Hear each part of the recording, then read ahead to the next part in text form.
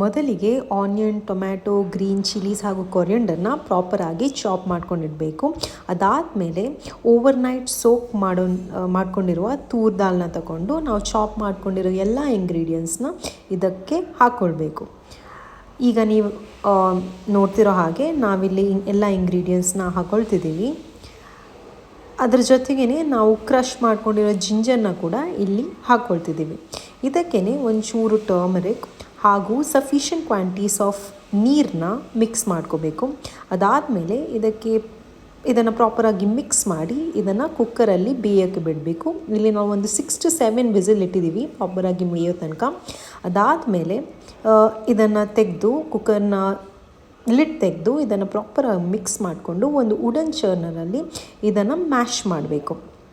ಇದಕ್ಕೆ ನಾವು ಪ್ರಿಪೇರ್ ಮಾಡ್ಕೊಂಡಿರೋ ಒಗ್ಗರಣೆನ ಹಾಕ್ಕೊಳ್ಬೇಕು. ಒಗ್ಗರಣೆ ಪ್ರಿಪೇರ್ ಮಾಡೋಕ್ಕೆ 1 ಟೇಬಲ್ ಸ್ಪೂನ್ ಆಫ್ ಘೀ ಹಾಗೂ 1/2 table spoon of jeera, 1/2 table spoon of ಸಾಸಿವೆ ಹಾಗೂ ಒಂಚೂರು ಕರಿಬೇವನ್ನ ನಾವು ಹಾಕಿ ನಾವಿಲ್ಲಿ ಒಗ್ಗರಣೆ ಪ್ರಿಪೇರ್ ಮಾಡ್ಕೊಳ್ತಿದ್ದೀವಿ.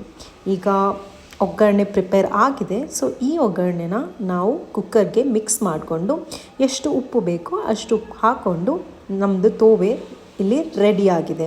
ತೋವೆನ ಪ್ರಾಪರಾಗಿ ಮಿಕ್ಸ್ ಮಾಡಿಕೊಂಡು ಇದನ್ನು ನೀವು ಸರ್ವ್ ಮಾಡ್ಕೊಳ್ಬೋದು. ನಾವಿಲ್ಲಿ ಇಡ್ಲಿ ಜೊತೆ ತೋವೆನ ತಿಂತಿದ್ದೀವಿ. ನೀವು ಇಡ್ಲಿ, ದೋಸೆ, ರೈಸ್ ಜೊತೆ ಹಾಕ್ಕೊಂಡು ತಿನ್ಬೋದು. ನೀವು ಮನೆಯಲ್ಲಿ ಮಾಡಿ ಹೇಗಾಗಿದೆ ಅಂತ ನಮಗೆ ತಿಳಿಸಿ. ಧನ್ಯವಾದಗಳು.